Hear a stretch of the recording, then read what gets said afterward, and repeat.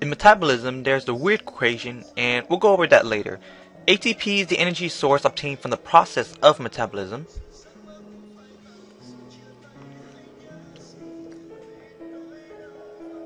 What does the structure of ATP looks like to you?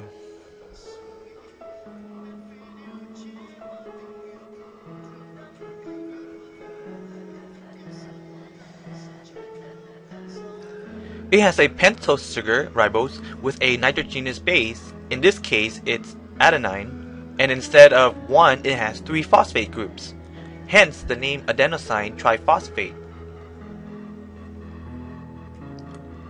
Looking at the exergonic graph, energy is released when we break down the high energy reactants.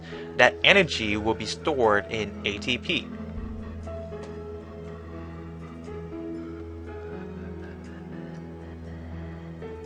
ATP carries the energy around and releases the energy for whatever needs it. The energy is carried in the phosphate bonds. Via hydrolysis, we add in water to break bond. This will break the phosphate bond and release energy.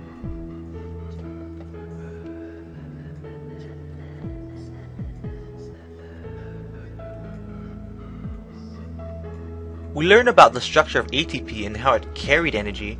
Now we see what ATP is used for. It can be used for active transport to move certain substances across the concentration gradient, or it can be used to power motor protein.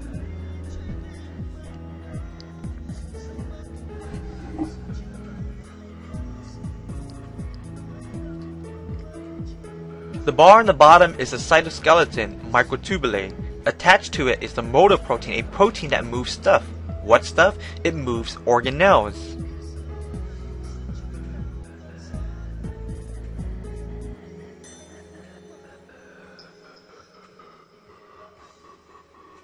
Well, now you know. Organelles don't just float around, they are highly coordinated and controlled and are moved around by being carried by motor proteins.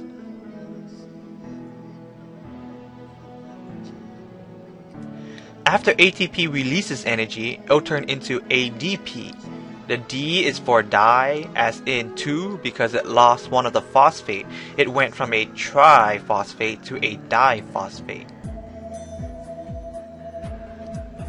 It gets the energy back from the catabolic process, and the energy is stored in the bond of the third phosphate. Adding a phosphate to anything is called phosphorylation. Keep that in mind as you'll see that word again on exams. Adding a phosphate to anything is called phosphorylation.